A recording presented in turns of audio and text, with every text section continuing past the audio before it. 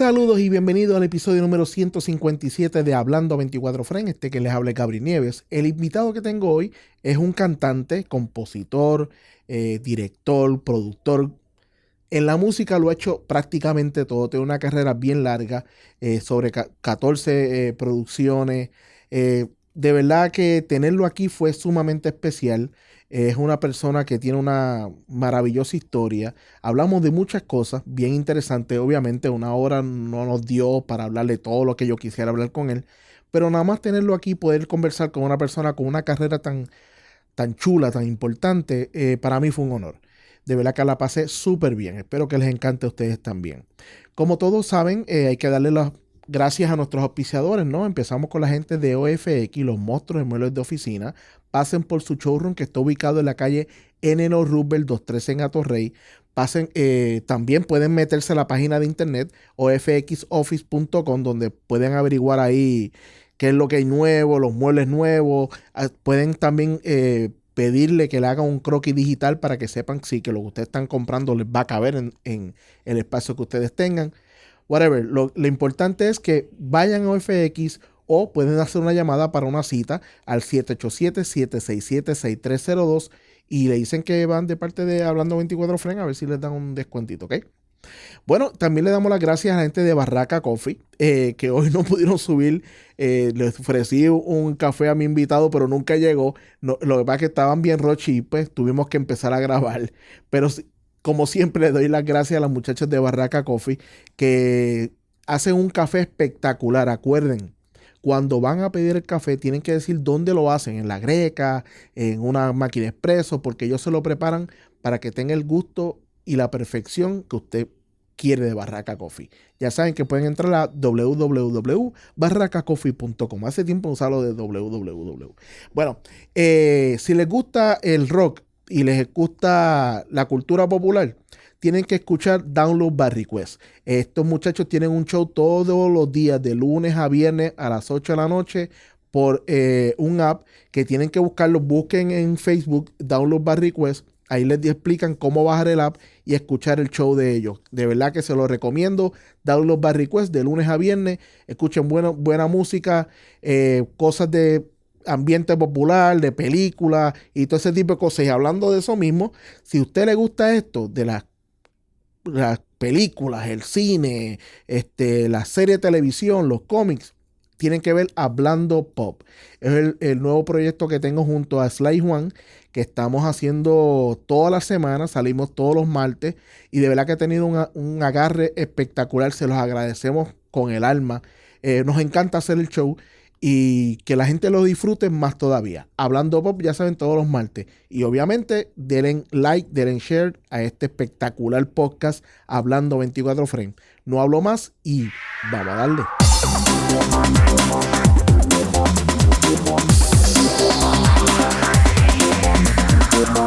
Bueno, y le damos la bienvenida a Hablando a 24 Frames al gran músico Ruco Gandía. ¿Cómo tú estás, Ruco? Saludos.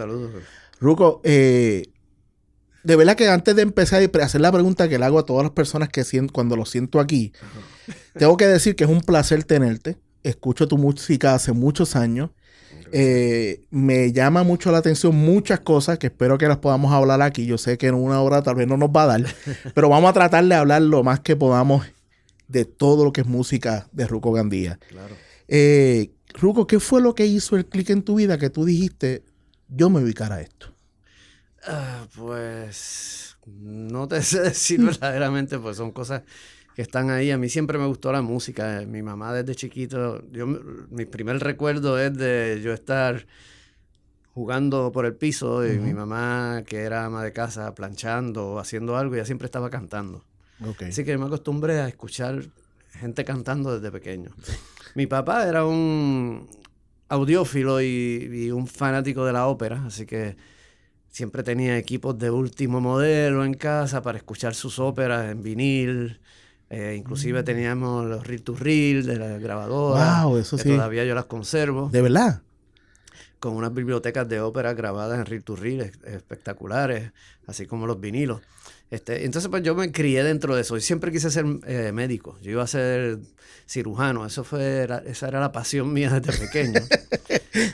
Y sí, practicaba música porque me gustaba. Cogí clase de guitarra con el señor Guillermo Venegas, compositor de Génesis. Estudié guitarra clásica con él un poco.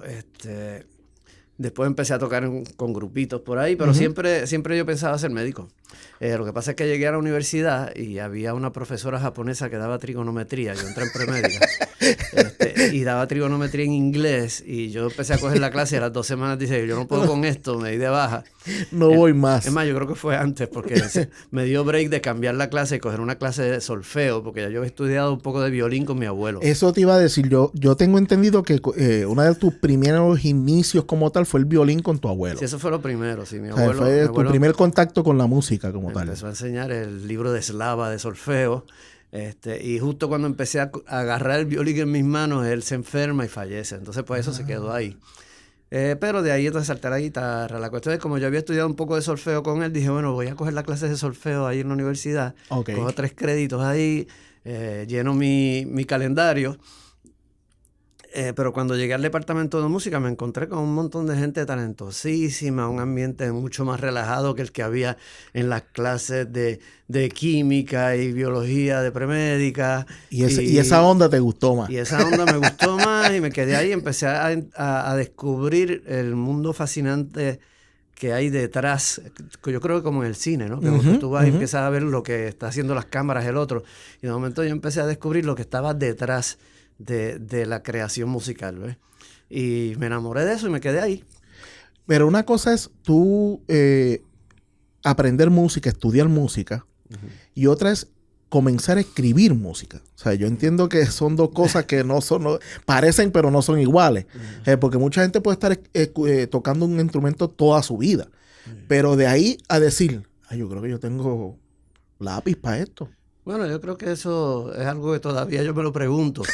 Pero a estas alturas, Ruco. Sí, pero yo creo que el atrevimiento de hacerlo fue porque empecé a escuchar a los Beatles en aquel momento. Ajá. Y empecé a escuchar los Beatles y empecé a ver que ellos escribían sus propias canciones. Eso me llamó la atención. Digo, esta gente, lo que graban, ellos lo escriben. Y entonces yo dije, pues si ellos lo pueden hacer, quizás yo lo puedo hacer. Y entonces yo empecé a jugar un poco con la poesía. Yo creo que Guillermo Venegas, que también cuando me daba clases me enseñaba algunas de sus composiciones. Bueno, a los 17 una de tus composiciones llegó a que la tocara haciendo punto Sí, en mis momentos de soledad. Sí, esa es una canción que de hecho yo escribí básicamente para dejarle saber a mi papá de mi decisión de cambiar de medicina a música, que yo sabía que no iba a ser muy agradable. No la cogió bien. O sea, sí, al principio. O tal vez fue más el miedo en la cabeza que cuando se lo dijiste. Sí, bueno, él me apoyó todo el tiempo. Al principio se asustó un poco porque él me decía, Ruco, es que los músicos siempre entran por la cocina, él me decía. Y él siendo un amante de la música, pero habiendo tenido, su padre había sido violinista y su abuelo había sido músico, pues él sabía de lo duro que es la vida del músico. Y no quería, obviamente, no quería eso para ti. Y entonces él me dijo, bueno, está bien, si tú quieres ser músico, que sé músico, pero vas a estudiar. Me la puso bien clara. Si no vas a venir a tocar y por ahí. No es como que te vas para la calle, ¿no? Tú te vas a meter y vas a seguir estudiando. El famoso feeling, y vamos a ver, pues no, usted estudia música. Exacto. O sea, entonces hay que tomar la decisión de empezar a estudiar música. Luego que tu papá te lo dice, o ya tú también lo tenías. Ya ahí yo llevaba ya un rato en el departamento de música. Pero ya en ese momento es que entonces me aventuro, gracias al apoyo de mi padre y de mis profesores, Aponte Ledé y Francis Schwartz en la universidad, que me dieron el espaldarazo para que me fuera a estudiar fuera. En ese momento todavía no había un bachillerato de música aquí en la universidad. Y entonces pues ahí yo solicité varios lugares, me aceptaron en Francia y en España. Pero decidí irme a Estados Unidos porque me sentía como que era más cerquita. y yo obviamente estaba muy asustado. Era la primera vez que yo salía de mi casa. Que te ibas a decir, no es lo mismo. Así que decidí irme a Boston. No es lo mismo en la Río Piedras que ir a Boston. Entonces pues me fui a Boston a Berkeley a estudiar allí. Y allí me quedé unos 5 años allá estudiando. La experiencia de un músico en una vida universitaria fuera de tu patria, ¿enriquece musicalmente hablando? Definitivamente. Porque yo allí, yo toqué con músicos japoneses, gente de Dinamarca, de Suiza, Suecia, España, Bueno, gente que hoy en día son nombres. Sí, que hoy en día son nombres importantes. Conocí mucha gente y mucha música. Y había una hermandad bien, bien bonita en el conservatorio. Y digo, la descubrí ahí, ¿no? Pero que experimenté a través de mi vida en el mundo de la música. Yo creo que somos muy solidarios unos con los otros. Yo creo que las artes tienen mucho de eso. Por lo menos en ese periodo, en ese periodo académico, porque después cuando sales a la calle, pues la gente se saca los cantos. Sí, cuando están estudiantes todo el mundo se llama y se adora, pero después todo el mundo se mira como que no me quites el guiso. Pero yo creo que siempre hay muchos mitos creados también sobre eso, pero sí hay una hermandad y un respeto bien bonito. Cuando tú estás estudiando, ¿empieza tu gusto específico a un género o tú eres músico de muchos géneros, aunque se te conoce mucho por el rock? Bueno, yo estudié muchas cosas y hice mucha música diferente. Yo lo que pasa es que la canción la descubro a través de los Beatles y de la trova, ¿ves? Y la canción siempre me gustó porque yo soy de gratificación instantánea. Okay. Yo soy de los que no me gustaba comprar por catálogo porque tengo que esperar a que las cosas lleguen. Lo quieres ahora. Sí. Y a través de las canciones, pues yo podía hacerla y escucharla. La música clásica, que aunque te la estudié y he trabajado, cosas así, como cuando uno hace música para películas y demás, pero eso la escribes con el deseo de que alguien la toque, a lo mejor la grabas, pero no la vuelves a hacer más nunca, ¿ves? Correcto. Se queda ahí, no es la repetición de una pieza de jazz o una pieza popular o una canción que yo la puedo cantar 1000 veces, las 1000 veces son diferentes y son 1000 experiencias, ¿ves? Así que yo soy un amante de la canción. Ahora he trabajado mucho en el jazz latino, con bandas instrumentales mientras estudiaba, con bandas de jazz brasilero, he arreglado para salsa, arreglé para Lalo Rodríguez. Sí, tú has hecho prácticamente de todo en cuestión de música. He hecho muchas cosas. Porque tú también diriges orquesta, ¿sabes? Has hecho música no solamente como músico, sino como director, como compositor, como productor, ¿sabes? Tú prácticamente has hecho todas las bases que referentes a lo que es música. Sí, y pues se me conoce por lo que se me conoce mayormente, por ese deseo de la gratificación instantánea. Porque yo dije, pues, yo no voy a esperar a que otro cante mi canción, yo la voy a tocar. Esto es lo más rápido. Y entonces yo monté una banda y vamos a cantar mis canciones, aunque sea con otro cantante, pero yo quiero estar ahí, ¿ves? Ok, ¿tú cuándo esa banda llega? ¿Luego que vienes de Estados Unidos de haberte graduado? ¿O empiezas por allá con algo? No, bueno, yo trabajé aquí en principios con un grupo que se llamaba el Grupo Tanamá, que es un grupo que formamos yendo como estudiante universitario a recoger café. Y entonces poníamos a tocar por la noche. Pero ahí estaba Gil Raldiri, estaba Irving García, que después estuvo con Haciendo Punto. Estaba Quito Blanco, que también de Top Banana. Y eso era lo que estábamos tocando ahí. Y de ahí surgió, había un grupete chévere ahí. Sí.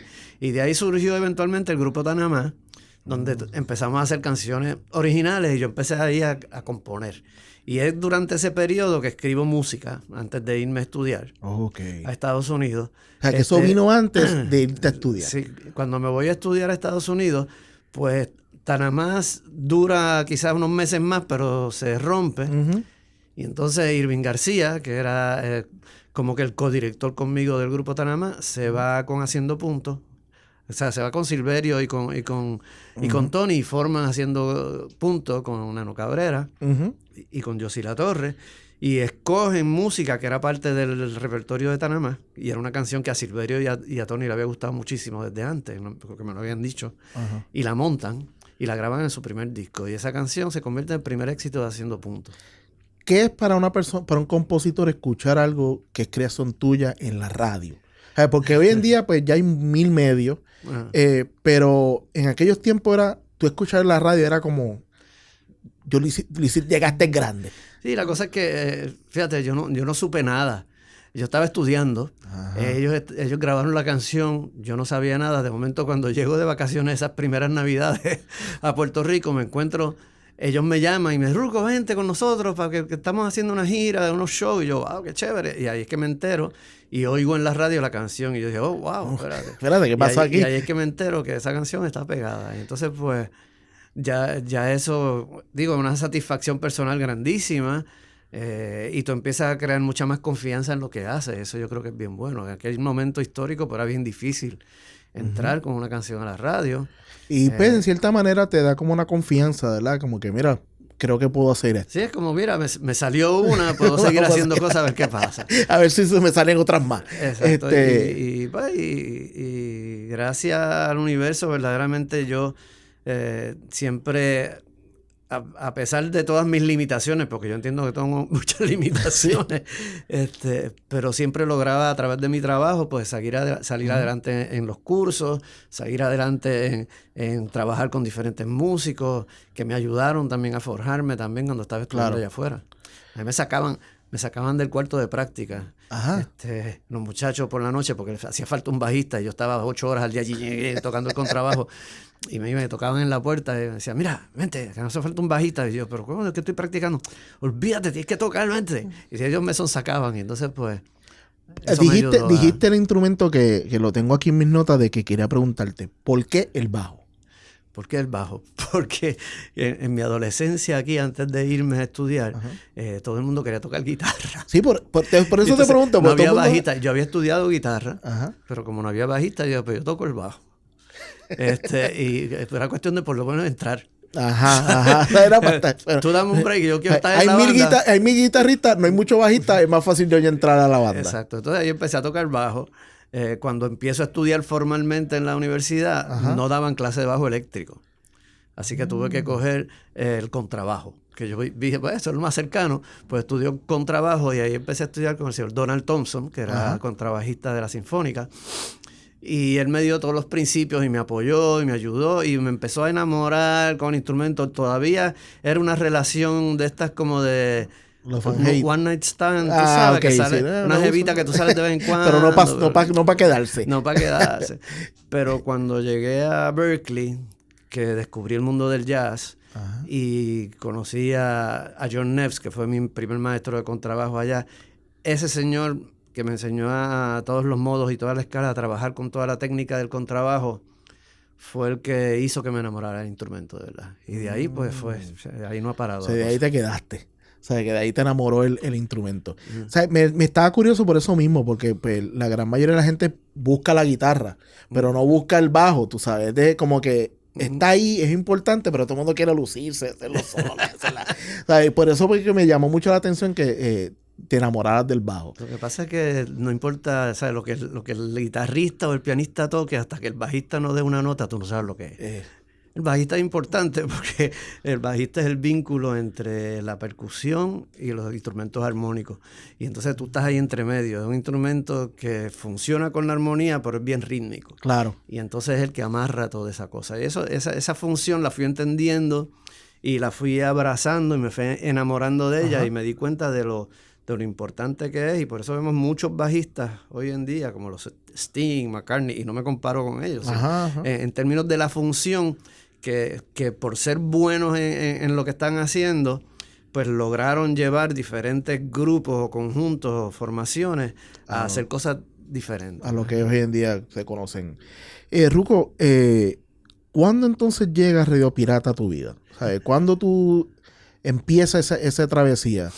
Porque, ¿dónde tú practicabas? ¿En la marquesina de tu casa? Como todo el mundo. Bueno, sí, cuando chamaco, pero eso fue antes de irme a estudiar. Radio Pirata pues nace después que yo regreso. Que después regresa. Cuando yo regreso a estudiar, empiezo a tocar mucho jazz en Puerto Rico, aquí en cuanta barra había por ahí. Yo tocaba, me acuerdo, 7 días a la semana jazz. Aquí había, se tocaba todo el tiempo. Y en esas tocadas de jazz conozco a Millito Cruz, que tocaba a su vez con Lucecita, entonces me conecta con Lucecita. Ya yo había hecho un trabajo como arreglista con Dani Rivera, que lo había conocido en Boston, y empecé a trabajar con estos artistas. tenía mucho trabajo. Empecé a trabajar con Roy Brown, que yo trabajé con él cuando estaba en Estados Unidos también. De hecho, mi primera grabación fue con un disco de Roy Brown antes de irme a estudiar aquí. Sí, y entonces pues seguimos una amistad. Cuando Roy se mudó a Nueva York, yo trabajé con él en lo que fue quizás los inicios de Aires Bucaneros.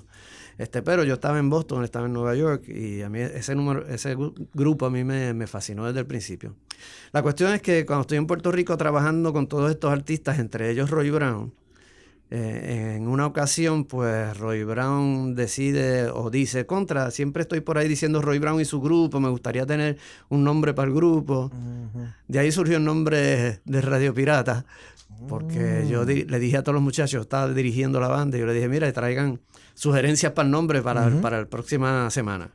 Y Músicos al Fin, nadie llegó con ninguna idea. Fuiste el único que traiste algo. Y yo dije, bueno, pues le ponemos Radio Pirata y se queda Radio Pirata. Esto es como los trabajos en grupo de la escuela. O sea, hay uno trabaja y los demás miran.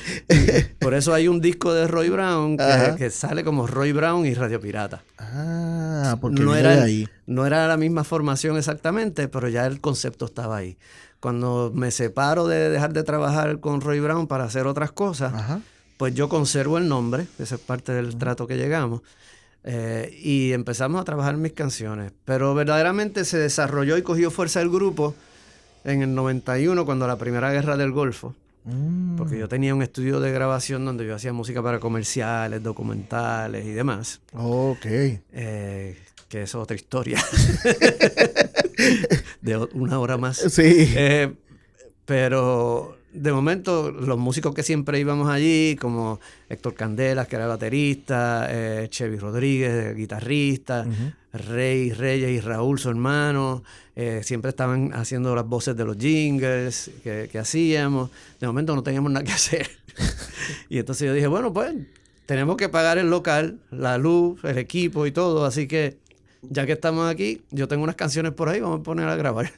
Y ahí empiezan entonces a grabar. Y ahí es que entonces ya yo tenía ese nombre de Radio Pirata pensado, pero no lo había pensado como nombre para la banda.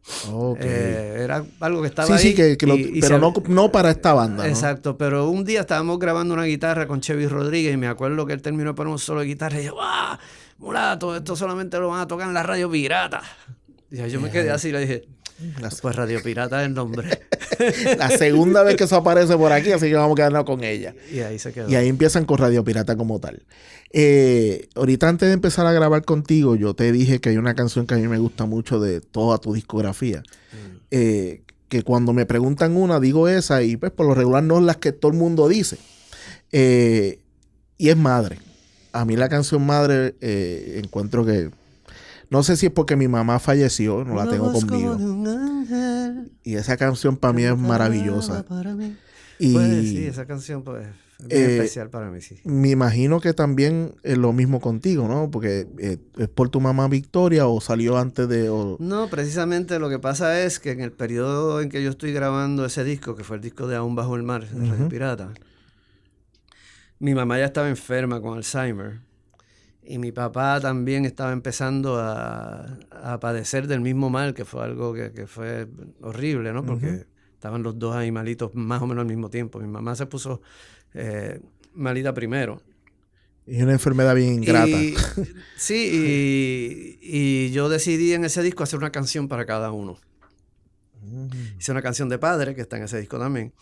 Hice esa canción de madre y ahí traté de relatar lo que te decía. Cuando yo era pequeño, mi mamá siempre estaba cantando y yo siempre me acordaba de ese himno que ella cantaba de los niños son de Cristo, Él es su Salvador. Y entonces pues traté de incluirlo en esa canción cuando dice una voz como de un ángel cantaba para mí. Viene los de ahí. niños son de Cristo y el mundo es su jardín. Y de ahí es que viene esa canción. Es una canción que siempre me ha gustado mucho. Por si acaso, lo he dicho en otro show, porque estamos aquí están montando una pared en el lado del estudio de LED de estas para que dé para afuera. Si escuchan ruidos así de momento, son ruidos a nuestro alrededor. Yo pensé que está en un gimnasio. Ahí, sí, no, chacho, es que están montando un billboard gigante ahí al lado y están haciendo la base. Okay. Y pues, tú sabes, lo peor que le puede pasar a un sitio donde grabamos audio. Pero se lo decimos a la gente para que estén claras de esos momentitos de sonido. Pues a mi madre me gusta mucho, obviamente, porque pues, me hace recordar a mi mamá, ¿verdad? Que falleció hace mucho tiempo. Y es una canción bien hermosa, o sea, una canción bien bonita. Es una canción que tu mamá te podría cantar. O sea, así siempre yo la escucho, porque es como, la melodía es una melodía. Sí, es una canción que fue una mezcla de cosas también. Cuando yo estuve en Brasil, que yo estuve viviendo prácticamente un año en Brasil, trabajando allá. Tocando. Y de ahí tuve la oportunidad de conocer a Milton Nascimento. Y para esos días también estaba escuchando una canción de Milton Nascimento que era similar, y de hecho la parte melódica, y le doy crédito en el disco, estuvo basada un poquito en la sonoridad de Milton. No, ahora que lo dices da totalmente lógica. Y entonces pues yo quise amarrar todas esas cosas, porque fue un periodo que yo estuve viviendo en Brasil y que hubiera querido estar en Puerto Rico con mis padres y con mis hijas, que eran chiquitas en ese momento.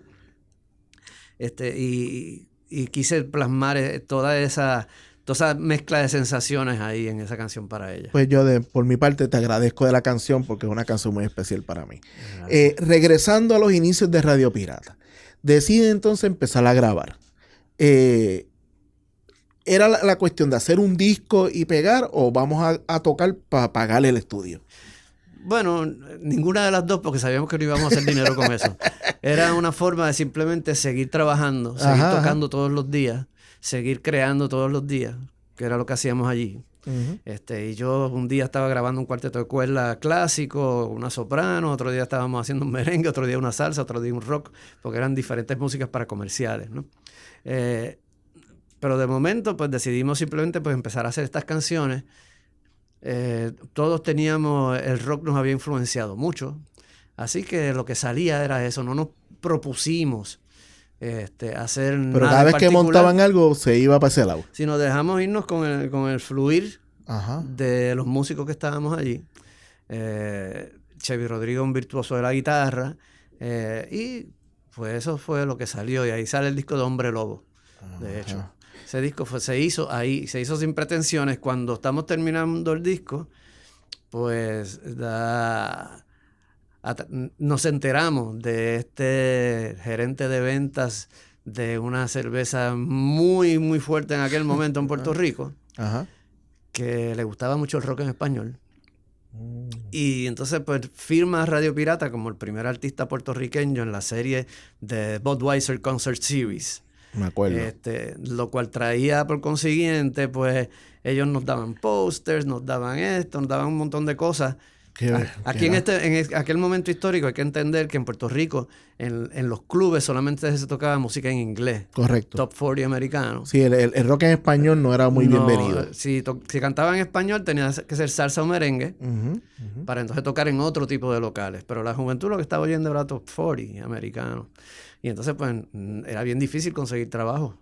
¿Sabes? Claro. Chavo. Pero a través de la cervecera, ellos, como a él le gustaba el rock en español y lo quería impulsar en Puerto Rico, lo que hacía era que iba a los pubs y les decía, te tengo este grupo, yo voy a pagar la banda, te voy a poner el sonido, te voy a hacer la promoción y te voy a dar producto. Bendito. La gente tenía que decir, ok, que toquen ahí. ¿Qué día van a venir? Y entonces, algunos sitios era fácil, otros era bien difícil que nos dejaran, pero terminaban dejándonos tocar. Pero eso era un palo en aquellos tiempos. Exacto. Y ahí logramos... Eso era mejor que tener una disquera, ¿sabes? Sí, ¿no? De hecho, logramos abrir unas puertas por donde entramos un montón después. Y yo creo que eso fue parte del inicio del boom de los 90. Ahora eso es lo que iba, porque estás hablando de que en un momento nadie quería rock en español, Pero si le sumas eso un año después, el rock en español estaba mega pegado. Sí, ya había un montón de... 2 años después ya era todo lo contrario. Ya no podías ir a las bandas, a los clubes a tocar Top 40. Sí, ya venían y traían entonces bandas de otros sitios a tocar a Puerto Rico. Y me acuerdo de los conciertos aquellos. Por ese mismo tiempo es que entra, tú sabes, Mecano a la radio en Puerto Rico y empiezan a sonar otras bandas. Llega Maná eventualmente y se forma toda esta movida de los 90 de rock en español. Entonces, pues, bandas que ya estaban por ahí como Escapulario, el mismo Fiel a la Vega que vino un poquito después, Luis Rojas, todo eso se juntó. Y se hizo un género que aquí no existía. Exacto, y se abrieron un montón de puertas y de hecho un montón de estaciones cambiaron su formato a rock en español. A rock en español, correcto. ¿Tú entiendes que tengo media contestada la pregunta, pero quiero escuchar qué tú opinas de ella? El mundo que escucha música es un mundo que olvida rápido. Sí, desgraciadamente olvida muy rápido hoy en día, porque hoy en día todo se mueve muy rápido. Hoy en día se le ha perdido mucho amor a lo que pasó antes y se vive demasiado en lo inmediato, que es bueno, pero es malo también. Es malo cuando tú no abrazas lo histórico del pasado para aprender de él. Y te crees que te estás inventando la rueda hoy cuando se la inventaron hace mucho tiempo, ¿no? Es bien fácil olvidarse de la historia. Y también lo que pasa es que a través de que los medios de comunicación se han puesto más agresivos, más rápido, todo es más rápido, pues ahora hay más una fórmula para hacer las cosas, porque ya lo importante no es la trayectoria ni el mensaje de lo que tú estás diciendo, sino cuán comercial puede ser. Y entonces si hay algo comercial, aunque no sea bueno, aunque no promulgue una buena idea o un buen mensaje, si está vendiendo, yo abrazo como productor o como manager o como disquera o como lo que sea, lo abrazo y ya le di el primer cantazo. Sí. Y entonces me voy olvidando de lo otro. ¿Ves? Claro. Y entonces pues lo que está pasando ahora es que la música de contenido tiene menos público que la música popular de la masa, yo le digo. Yo te lo pregunto porque ya se perdió lo que es el álbum, o sea, la experiencia. Yo antes veía un álbum y para mí era el mismo factor de ver una película. Había un principio, un medio y un final. O sea, tú comprabas un álbum, primero que nuestra generación de que olemos todo. O sea, la gente hoy en día no huele nada. Sí.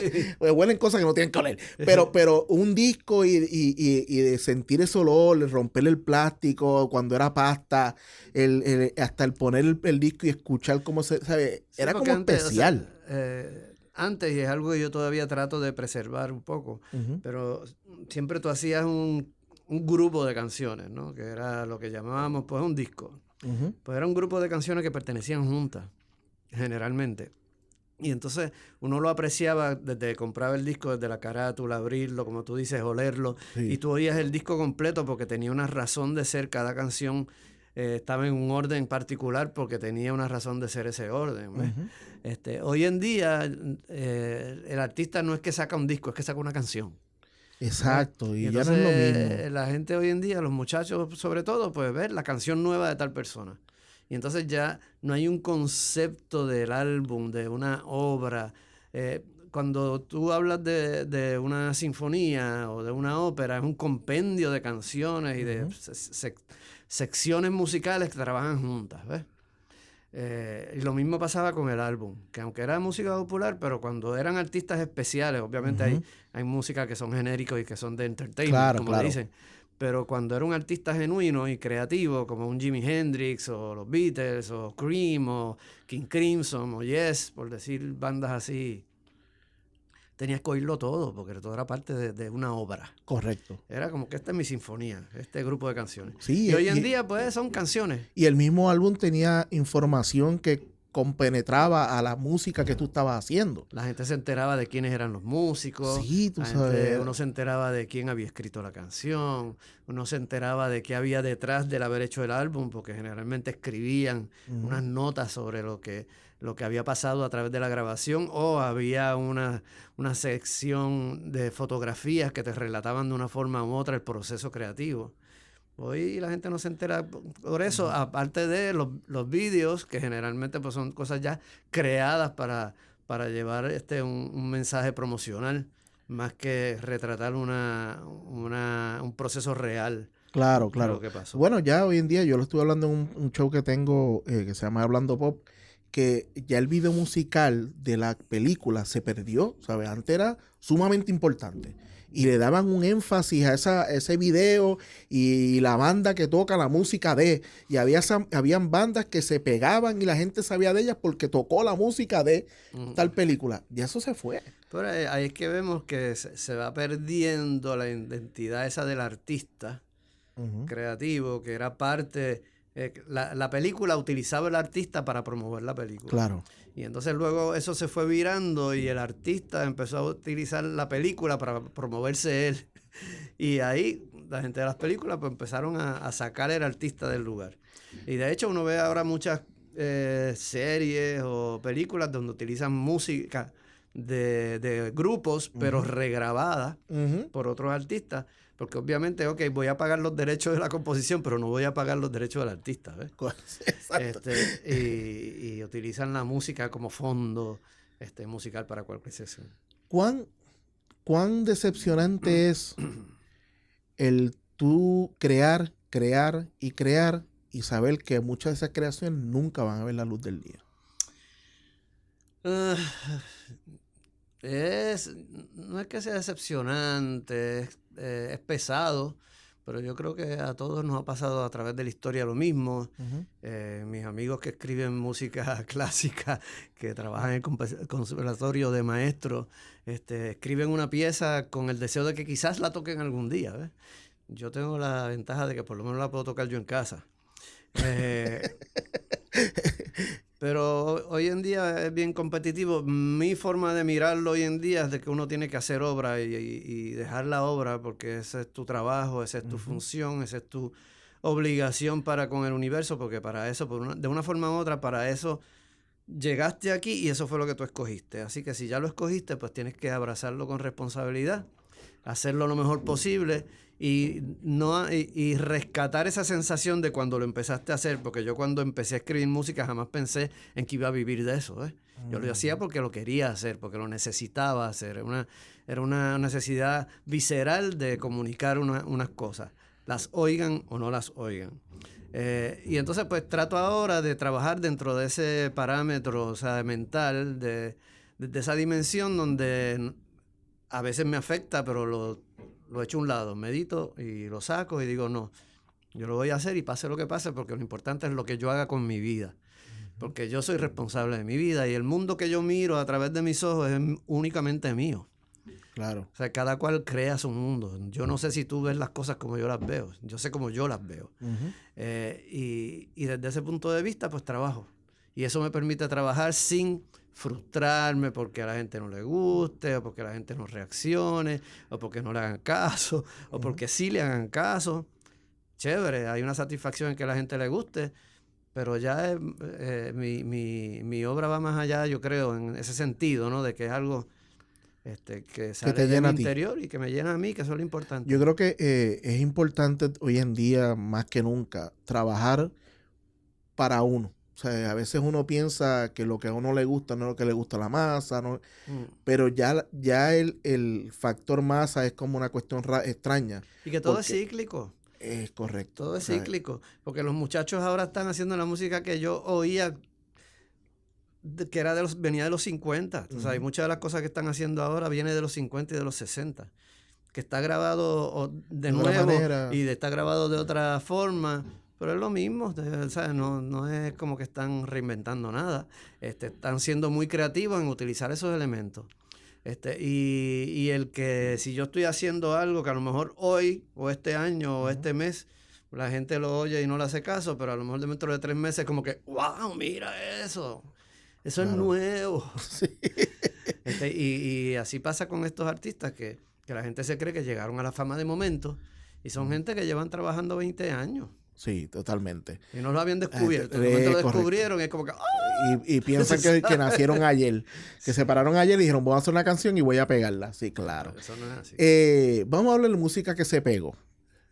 Es curioso tú crear música y que la música de alguna manera llegue vamos a hablar a la hora de las masas de una manera que tú no lo esperabas. Ujú. Eso pasa con una canción que tú creaste, pero se pega por publicidad. O sea, se fue lo que le llamamos viral hoy en día, Sí. pues se fue de que fue Ángel de la Guardia. Cuéntame la historia de Ángel de la Guardia. Bueno, Desde la Guardia es una canción muy particular, ¿ves? Porque una canción que yo no hubiera escrito si no fuera por una inquietud publicitaria en un momento. Porque yo tenía mi estudio de grabación que te conté, Horizon Music, donde hacíamos música comerciales, y esta amiga, Tere Dávila, se acerca a pedirme una canción para una campaña del Hogar del Niñito Jesús. Y ella tenía esta idea de que se hiciera una canción basada en el Ángel de la Guarda, en la oración, que yo no conocía. Así que le pedí que me escribiera un pedacito de la letra. Ella me escribió en un papel: Ángel de la Guarda, dulce compañía, no me desampares ni de noche ni de día, si me desamparas, ¿qué será de mí? Me escribió eso ahí. Y yo me fui con eso y escribí la canción. Esa campaña jamás se hizo. Y entonces pues esa canción se quedó ahí. De momento, como a los 6 meses, por decirte un número, ella se me acerca y me dice: oye, Ruco, ¿te acuerdas aquella canción que hicimos? Estoy pensando utilizarla en un proyecto nuevo que tenemos en la agencia. ¿Tú me das permiso para utilizarla? Y yo le dije: pues sí, úsala. Yo no me acordaba de la canción. Y entonces al tiempito llega ella con un video en 3/4 y me dice: Ruco, mira, el video quedó bello. Y era lo de la campaña para un Puerto Rico sin droga. Sin droga. Y entonces pues, la canción pues pegó porque por el anuncio, pegó bien fuerte. En ese momento yo estaba ya con Radio Pirata, estamos haciendo varias cosas. Me acuerdo que estábamos de promoción, creo que fue en Cagua, en un in-store. Estábamos tocando afuera en una tarima que hicieron en un in-store. Wow, los in-store. Sí.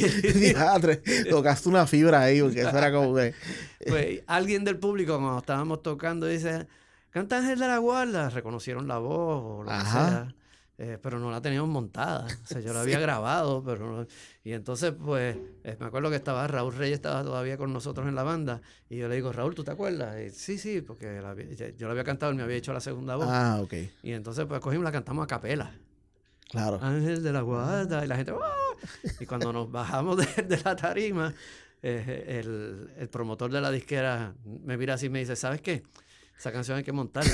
Sí, esa canción la vas a cantar el resto de tu vida. Y entonces pues dije: muchachos, vamos a tener que ensayar. Entonces ensayamos, montamos la canción, pero no la habíamos grabado. Y entonces para el próximo disco, que ya estábamos trabajando en él, pues incluimos esa canción, la grabamos. Y entonces, para mi sorpresa y mi enojo en aquel momento, porque de momento la disquera me dice: no, mira, ya el disco va a salir ahora en noviembre y la canción de promoción va a ser Ángel de la Guardia. Y yo dije: pero ¿cómo van a usar esa canción? Esa canción ya está quemada en la radio, lleva 2 años ya, o sea, año y pico. No, pero esa es la canción que va a sacar. Y yo peleando que no, y la cuestión es que ellos hicieron lo que tenían que hacer. Sí. La sacaron y el disco se agotó en 2 semanas y la canción pues se ha convertido en un clásico ya, porque ya la canción tiene ya 21 años desde que salió el disco. Y todavía la tocan por ahí. Y cada vez que la canto, cada vez que voy a tocar en un sitio tengo que cantarla, porque si no, eso es como el wannabe de Tito. Sí, pero sí. Lo maravilloso de esto es que a veces la música se mueve totalmente diferente a como quiere uno. O sea, yo pienso que tú tiras música y tal vez tú tienes pensado que esta va a ser la dirección y ellas cogen vida propia y... Sí, porque la gente la abraza y la hacen suya. Es como cuando tú me hablabas de la canción Madre. Pues tú la escuchas y la haces tuya y le haces tu propio video cuando la oyes, ¿no? Y eso hacemos todos con las canciones que nos gustan. Una canción que nos toca una fibra y de momento la hacemos nuestra, ¿no? ¿Sabes?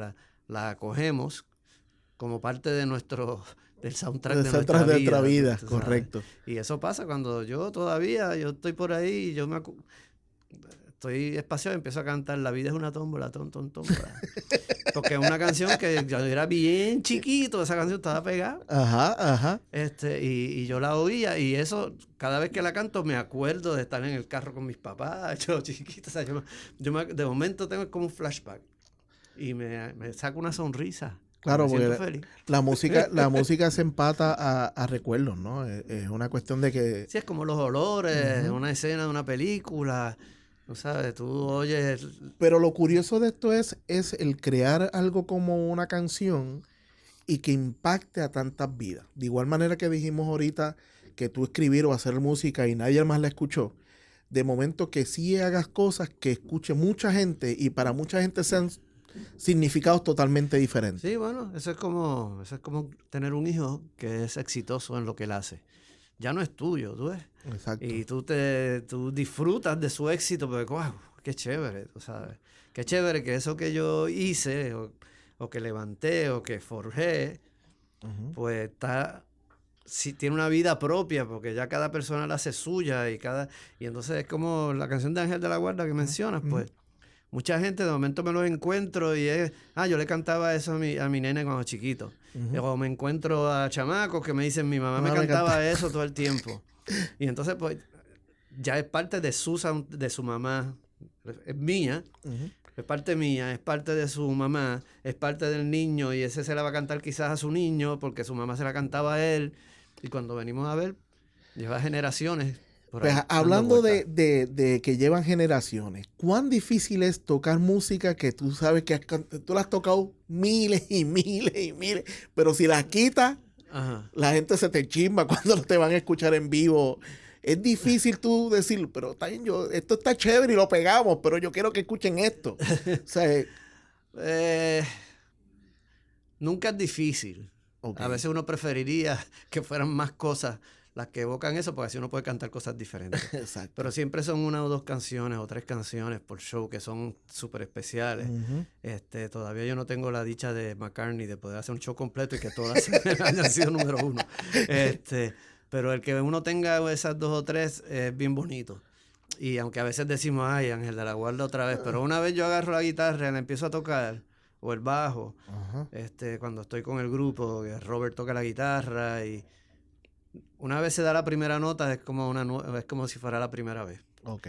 ¿No sabes? Y esa es la magia de las canciones y de la música. Sí, todo ese sentimiento cambia. Sí, se va inmediatamente. Es como el miedo que uno tiene cuando va a salir a la tarima. Ujú. Tú antes de poner un pie en la tarima estás y a rayos salir. Aunque lo haya hecho 1000 veces. Sí, aunque lo haya hecho 1000 veces, pero una vez pones un pie ahí, agarras el instrumento y sabes que tienes que hacer lo que tienes que hacer, te vas para otro lado.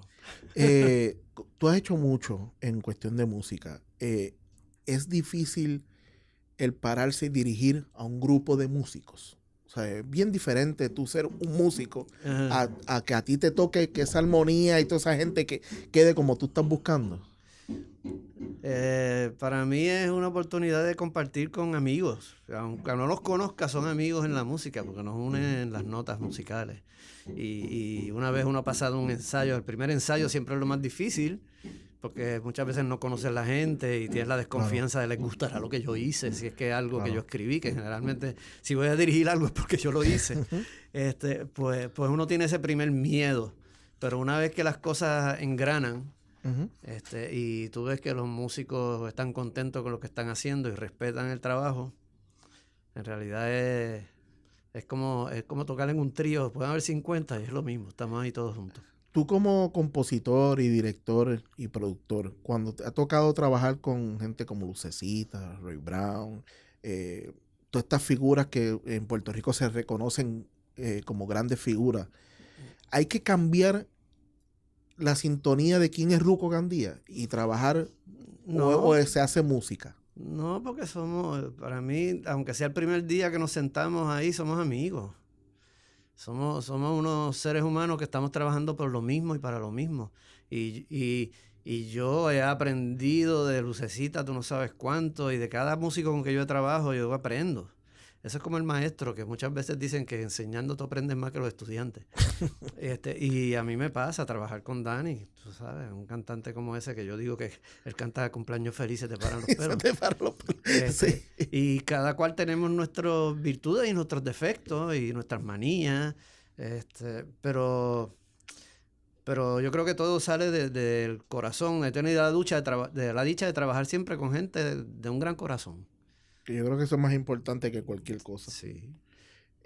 Ruco, hay una faceta que tal vez la gente no conoce mucho y es que que cuando yo vi que tú hacías esto me entusiasma mucho porque mi podcast originalmente fue dedicado al cine. Ajá. Tú has hecho música para cine. O sea, Sí, he hecho una que otra cosa, sí. ¿hay alguna diferencia hacer música para el público y música para una película? Sí, definitivamente, porque tú no puedes entorpecer lo que está pasando en la escena, tienes que apoyar lo que está pasando en la escena. Okay.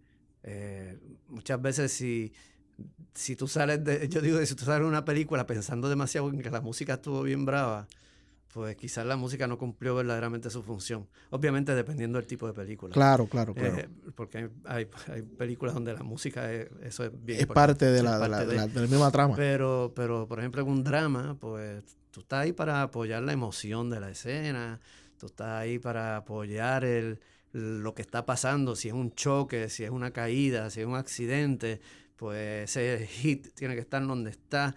Y la gente se olvida de la música lo que hace es realzar lo que está pasando.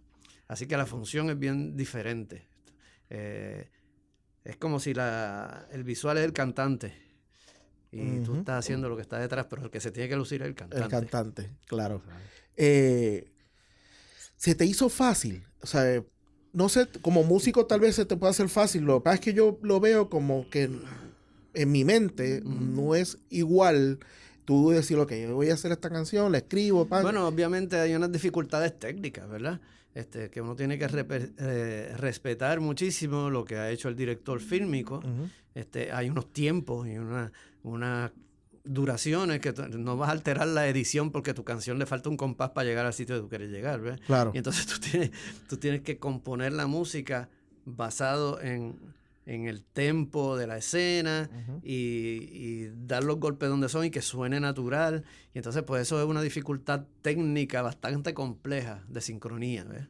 Y sincronización. Sí, porque prácticamente tú le estás creando los tonos a unos movimientos visuales. O sea, lo que está pasando tú tienes que llevarlo a que y tal vez me imagino que te habrá pasado que tú quieres aquí debe haber el boom y no llega porque tiene que ser 4 segundos más tarde. Pues tú tienes que entonces pues alterar y buscar que la música llegue a donde cuando tiene que llegar y el director tiene su ritmo. A lo mejor hay una persona corriendo en una escena que tiene un ritmo y entonces pues tú sigues ese ritmo con la música, pero el director en su edición él quiere romper ese ritmo con una edición sorpresiva. Y eso va a alterar tu ritmo. Porque entonces a lo mejor te cae en medio de algo. Que si tú estás construyendo la música, pero de momento tienes que, espérate, aquí tengo que alterar y en vez de estoy en 4x4, tengo que meter un compás de 7x8 para poder caer entonces en cuando el tipo se cae del caballo, por decirlo. Ajá, exacto, por poner ejemplo. Que eso es un ejercicio que hacíamos allá en Berkeley.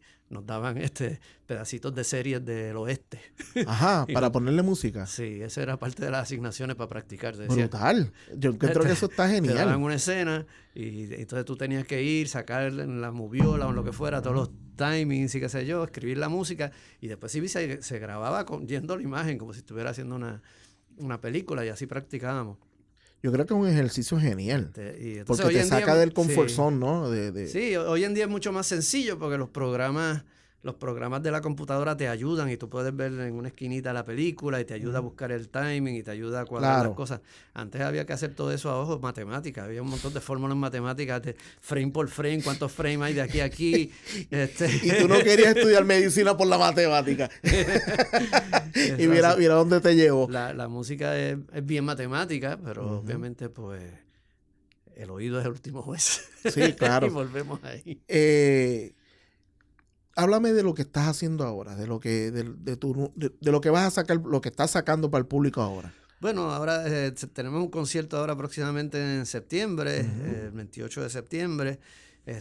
Estamos grabando un trabajo nuevo que estamos sacando poco a poco para culminarlo para esa fecha. Ya he grabado varias cosas. Tengo una banda Radio Pirata un poquito agrandada. Obviamente quedamos 4 de los originales porque han fallecido algunos miembros a través de estos últimos 20 y pico de años de vida, ¿no? Donde hemos vivido pues nacimientos, matrimonios, divorcios y desgraciadamente pues fallecimiento de algunos de los miembros. Y estamos haciendo un trabajo que estoy bien contento, todavía estoy trabajando. Yo venía diciéndole a Carla, mi esposa, que hay canciones que ya están grabadas, pero que estoy pensando dejarlas para después y estoy escribiendo cosas nuevas todavía, como no tengo la prisa, ¿no? Pero cada día estoy descubriendo cositas nuevas que quiero trabajar. Las primeras canciones que estoy haciendo son un poquito más tradicionales, pero eventualmente, según vaya pasando el verano, se van enterando de cosas un poco más progresivas, que es lo que va a llevar a la culminación del concierto, que se llama Radio Pirata Ayer y Hoy. Y ese hoy para mí es bien importante. ¿Sigues construyendo en base a lo que sería un todo? O estás construyendo sencillo. No, yo creo que tiene que haber un concepto siempre hay un concepto de un todo. Y yo pienso mucho en aun cuando estoy escribiendo, como esto es una banda, sea como sea, y somos amigos que llevamos 20 años juntos, por lo menos, el mínimo, estamos 20 años juntos. Y somos una familia. Y entonces, pues yo, aun cuando escribo, ya yo sé tengo que escribir para que la guitarra de Robert y para la batería de Nitaino y para el teclado de Rafi, las cosas que a él le gusta tocar, que él tocaría aquí. Entonces, pues, yo voy pensando en todo eso. O sea, que tu construcción musical es basada pensando también en el músico que la está tocando. Sí, porque eventualmente ellos se van a trepar ahí conmigo y tenemos que vivir eso juntos y ser un organismo. A mí me gustan las bandas por eso. A mí me gusta dirigir y me gusta hacer muchas cosas, pero me gusta trabajar en los grupos, porque los grupos son como un organismo en que cada uno de nosotros somos una célula, ¿ves? Cada uno tiene su función, pero somos nada solos. Somos algo juntos. Me gusta eso. Y entonces, pues me gusta construir la música de la banda en particular de esa forma. Que sea así, que sea un todo, que no sea nada más. Que sea un todo. Y ahora que para este concierto vamos a añadir unos músicos en metales, músicos invitados en los metales, pues tengo que escribir para ellos también, para que se hagan parte ahí de ese mismo organismo, ¿eh? ¿Cuándo va a ser el concierto? 28 de septiembre en el Teatro Tapia. Ya lo saben, para la gente que le gusta Radio Pirata y pueda ver lo que se cantó antes y a lo que se va a cantar ahora, ya tú llevas sobre 14 producciones, ¿verdad? Más o menos. Bueno, son 12 con Radio Pirata. Con Radio Pirata, 12 producciones más con las Radio cosas Pirata. Que tú has hecho aparte. Pero esta va a ser la octava, que es totalmente original, porque hay otras que han sido compilaciones, donde siempre se pone alguna canción nueva, pero esta es la octava, que es totalmente original, así que por eso se va a llamar Radio Pirata 8. Pero el 8 es un numerito, no es la palabra 8. Pero esto, tú sabes, septiembre 28 es una meta, pero no es una meta final. Es la meta para abrir la puerta. Claro. Así es que yo lo estoy mirando. Es abrir la puerta de un nuevo periodo de trabajo que empieza el 28 de septiembre. Pues ya lo saben ahí, lo que le guste esta música, que, bueno, a mí me encanta la música, me encantaría escuchar todo lo que viene nuevo, ¿no? Porque lo chulo de la música es que tiene una evolución histórica, ¿no? Tú escuchas cómo empezó la banda y cómo está hoy en día. La madurez de esa banda es totalmente especial.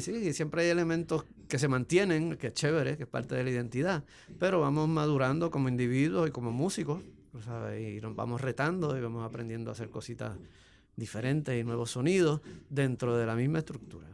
Te iba a preguntar qué es para ti el abril 11 del 2010, porque la conozco a la persona a quien vengo la referencia, que es a tu esposa, Carla, que por lo que veo es fanática de todo lo que hace Ruco. A las malas. ¿Qué ella ha aportado a esta carrera de Ruco Gandía? Bueno, un montón de cosas. Me ha ayudado mucho a estar más tranquilo, sobre todo, ¿sabes? A tener una serenidad y un centro que me permite crear más tranquilamente. Me apoya en todo lo que yo hago. En los momentos en que yo pues me caigo, ella me levanta. Y eso es lo más importante de todo. Es una compañera de vida, una gran amiga. Y que entienda. Entiende lo que yo estoy haciendo, está ahí para lo que yo hago y para apoyarme, no solamente anímicamente, sino Cada vez que yo estoy grabando y necesito hacer un coro, pues voy y la saco de donde lo Saca está haciendo. vente, que te tengo que hacer un coro. Y me dice, pero ahora. Y yo le digo, sí, ahora. Sí, ahora. ¿Tú tienes tu estudio en tu casa? Sí, tengo un estudio de trabajo porque si no, pues no podría hacer nada. Porque yo trabajo todos los días. Imagínate teniendo que ir a un estudio de grabación todos los días y pagando por el estudio. Así que decidí hace mucho tiempo hacer la inversión en tenerlo en casa. Claro. Porque así me puedo meter ahí a cualquier hora y inventar. ¿Y te pasa de que estás y de momento te paras y te tienes que meter al estudio? Sí, me pasa. Hay periodos donde Carla no dice entro. que sí. Hay periodos donde no entro al estudio por semanas. Pero de momento entro y entonces pues estoy meses ahí que salgo para comer. Tú supieras que yo tenía mi estudio en mi casa y después de María es que yo vengo a tener el estudio fuera de mi casa. Ajá. En mi caso me ayudó el sacarlo de casa. Ujú. Porque llegaba un momento que pasaba eso. O sea, la oficina me arropaba. Entonces, en mi caso, pues yo hago muchas cosas para clientes. ¿Sabes? Porque si cuando tú estás creando para ti, pues son otros 20 pesos. Ajá. Pero cuando tú estás creando para clientes, hay que ponerle un freno y decirle, nos vemos mañana en el estudio. Sí. Pero siempre he encontrado que el tener un espacio donde tú puedas crear es sumamente importante. Y que tengas eso, paz, que puedas tú crear y despreocuparte de lo demás, yo creo que es sumamente especial. O sea, Sí, yo creo que... definitivamente yo poco a poco pues me he ido haciendo las herramientas allí para trabajar y pues tengo allí un espacio muy habilitado para poder hacer todo lo que yo hago generalmente. ¿Te cuesta un poco adaptarte a esta nueva era digital? No, al principio cuando empezó Uh-huh. yo tenía mis reservas porque estaba acostumbrado a hacer todo en papel y escribir. Claro. Pero nada, poco a poco uno se va adaptando porque uno se da cuenta de que tiene sus dificultades, pero tiene sus virtudes, tiene sus limitaciones, pero tiene la facilidad de que yo puedo trabajar un montón de cosas independientemente. Uh-huh. Y me he aprendido a acostumbrar y todavía la sigo estudiando y sigo trabajando con ella, a aprender cada día un poquito más. Y nada, y siempre el elemento humano siempre está ahí, es cuestión de traerlo y meterlo dentro de toda la fórmula. Pero sí ha hecho que todo sea mucho más costo efectivo. O sea, porque Claro. hubo un periodo donde pues comprar una grabadora 24 canales como la que yo tenía en Horizon, pues la grabadora nada más costaba $50,000. Sí. La consola costaba 30, porque era barata. Es como a veces yo le digo, en otro tiempo este estudio no daba para tener un estudio de edición. Así que la época digital nos ha ayudado a con menos dinero poder hacer cosas más o menos igual. Hay Correcto. cositas que se han perdido, Uh-huh. porque yo creo que la cinta le daba una profundidad del espectro sonoro a la música. Pero que total, hoy en día la gente lo oye en MP3. Las cosas, tú te matas haciendo algo, tú sabes. Que baje todas las calidades posibles. Sí, y siempre lo vas a tener que bajar a la MP3 porque nadie te compra ni el CD, que está a 16 bits. Lo bajas de 95 a 44, de 44 a 24, de 24 a 16. Y André, que cuando después vienes a ver, te lo bajan a 300 y pico. lo que estás escuchando es la voz y una maraca. Y los muchachos se han acostumbrado, los jóvenes se han acostumbrado tanto a eso que ya le está fabuloso. Claro. Pues todavía entonces van por eso está regresando yo creo que el vinilo, porque de momento van y ponen un disco de vinilo Y notan la diferencia. ¿Qué es eso? Que tú sabes que totalmente de acuerdo, porque a veces la gente sabe porque es la cuestión del vinilo. Y es eso, que cuando lo escuchas, abre como todo eso, como diatro, todo eso está ahí, tú sabes, y lo pierdes, lo digital se pierde. Y aun cuando hoy en día generalmente el vinilo viene de una matriz digital, pero aún así se oye más rico que el MP3, obviamente. Antes, cuando todo el proceso era análogo, había una riqueza sonora especial. Y todavía hay muchos artistas que tienen la capacidad económica para hacerlo, que graban análogo. Ya estamos terminando, Ruco, pero quería preguntarte, este movimiento digital, ¿te ha llegado público que tal vez tú no pensabas que te llegaría a tu puerta? Bueno, definitivamente hoy en día tú puedes promocionar algo a través de las redes y de momento pues uno tiene seguidores de todo el planeta que hubiera sido muy difícil llegarles a menos que tuvieras un respaldo multinacional Correcto. anteriormente. Así que por ese lado es bien bueno, bien especial. La gente se entera de lo que tú haces al instante. Yo subo una canción a las redes e instantáneamente la pueden oír en Alemania, Suiza, Japón, Claro, donde sea. no es que tienes que llevarla allá para que la escuchen.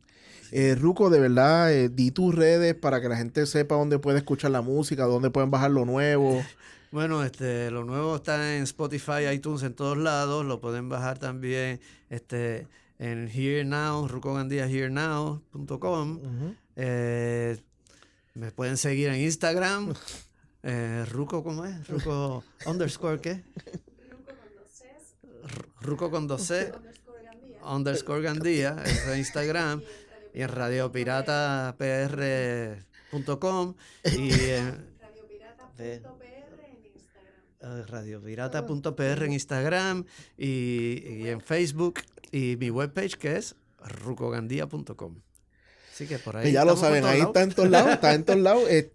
Ruco, de verdad, gracias por tomarle tu tiempo de sentarte aquí. Me hubiera gustado hablar de muchas otras cosas. Gracias a ti, Gabriel. Pero pues no nos da mucho el tiempo, ¿verdad? Porque si no podemos estar fácil 3 horas hablando nada más de tu discografía. Pero regresamos algún día de esto, ya tú verás. Perfecto, y cuando tengas todo lo nuevo, si nos podemos sentar aquí, de verdad, mira que esto es un pequeño recuerdo de que pasaste por aquí. Y Ruco, las puertas están abiertas. Cuando tú desees, nos sentamos de nuevo y hablamos 1 hora. Que para mí ha sido un placer tenerte aquí, de verdad. Y loco porque venga por el concierto, que se llene bien brutal y que la gente siga apoyando lo que es Radio Pirata. Hacemos 3 o 4 noches. Hay fechas reservadas, pero yo no las digo. Eso es perfecto, eso es perfecto. No te preocupes que eso va a llegar. Bueno, mi gente, hasta aquí otro episodio más de Hablando a 24 Frames. Como siempre les digo, toda vida es una película. La diferencia es que no todas llegan al celuloide. Bye bye.